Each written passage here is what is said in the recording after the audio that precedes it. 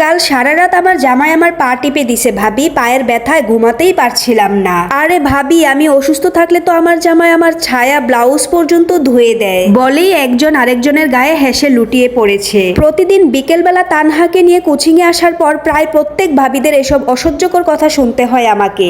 জুয়ের আম্মু হঠাৎ পিছন থেকে ধাক্কা দিয়ে বলে ওঠে, কি হলো তানহার মা, এত চুপচাপ কেন? তুমিও কিছু বলো তোমার জামাইয়ের কথা। আমি এক দীর্ঘশ্বাস ছেড়ে উত্তর দেই, আমার তো বলার মতো কিছুই নেই ভাবি। প্রতি 2 কিংবা 3 বছর বাদে একবার দেখা পাই আমি তানহার আব্বুর। বাবা মা যখন থেকে প্রবাসী স্বামীর কাছে বিয়ে দিয়েছে, তীর্থের কাকের মতো চেয়ে থাকি কবে আবার তার দেখা পাবো। জুয়ের মা তখন বলে উঠলো, তোমারই তো শান্তি, চাইলেই দেশে বসে 8 থেকে 10টা প্রেম করতে পারো, জামাই টেরও পাবে না। আমার জামাই তো খালি সন্দেহ করে আমাকে। তখন আমি বললাম, কি বলেন ভাবি, জামাই থাকতে প্রেম করব কেন?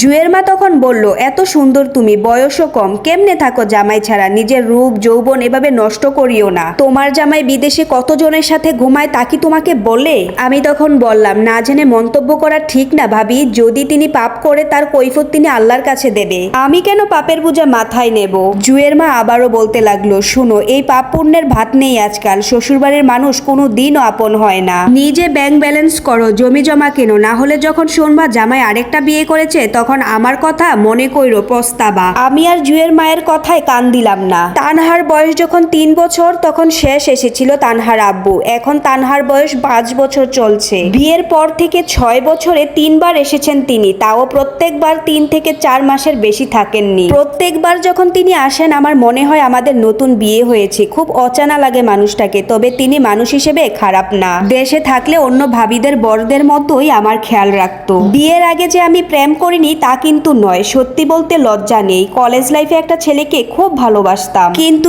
সেম এজের রিলেশন যা হয় আর কি, বিয়ে আর হয়নি। আহারে, ছেলেটা আমার বিয়ের দিন ঘুমের ওষুধ খেয়ে হাসপাতালে ছিল, কিন্তু কিছুই করার ছিল না আমার। এখন মাঝে মাঝে স্কুল আর কলেজের সেই বন্ধু বান্ধবীদের সাথে স্মৃতিময় দিনগুলোর কথা ভাবি। স্মৃতিগুলো খুব আঘাত করে আমাকে, ফিরে যেতে ইচ্ছে হয় ছেলেবেলায়। তানহা আমার একমাত্র মেয়ে, তানহার আব্বুর এখন একটা ছেলের শখ। আমার জীবন অনেকটা রূপকথার রাজরানীর মতো। অবশেষে তারা সুখে শান্তিতে বসবাস করতে লাগলো এরকম। তাই পরের বার একটা ছেলে হলে বাচ্চা নেওয়ার ঝামেলা থেকে বেঁচে যাই, কেননা অন্যান্য ভাবিদের মতো আমার অসুস্থ অবস্থায় খেয়াল নেওয়ার মতো কেউ নেই।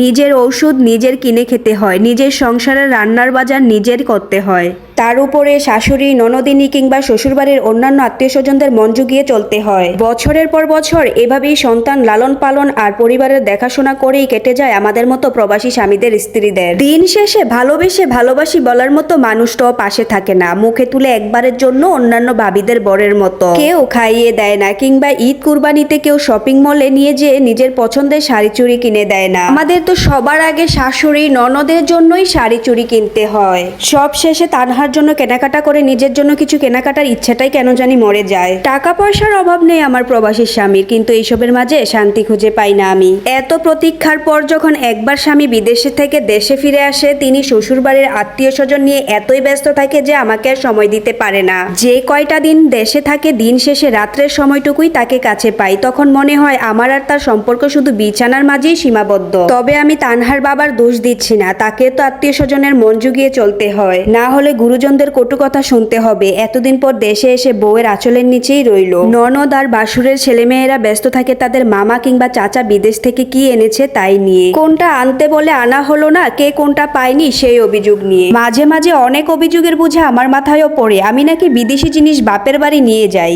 বিয়ের আগে তিনি নাকি এমন ছিলেন না, তবে আমি তো জানি আমার আর তার সম্পর্ক কতটা ফরমাল। শেষবার যখন তানহার আব্বু এসেছিল, সামান্য কিছু বিদেশি চকলেট আমার বোনের ছেলে মেয়েদের দেওয়ায় আমার শাশুড়ি আমাকে অকথ্য ভাষায় অপমান করে। সেদিন খুব কেঁদেছিলাম আমি। মুখ বুজে সংসার টিকিয়ে রাখতে সবকিছু সহ্য করতে হয় আমাদের মতো নারীরা। আমাদের মতো বিবেকবান মেয়েরা আর যাই পারুক সংসার ভাঙতে পারে না।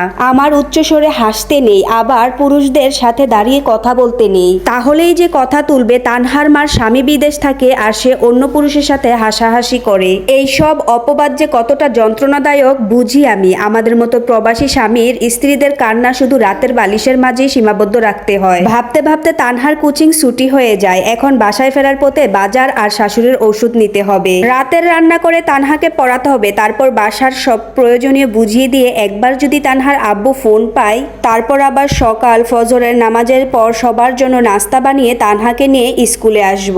আবার বিকেল হবে, বাবিদের গল্প শুনবো কোচিংয়ে এসে, তারপর আবার রাত হবে, চোখের অশ্রুও ফুরিয়ে যাবে। একদিন বুড়ি হয়ে যাব, কিন্তু আমার গল্প সবার অজানাই থেকে যাবে।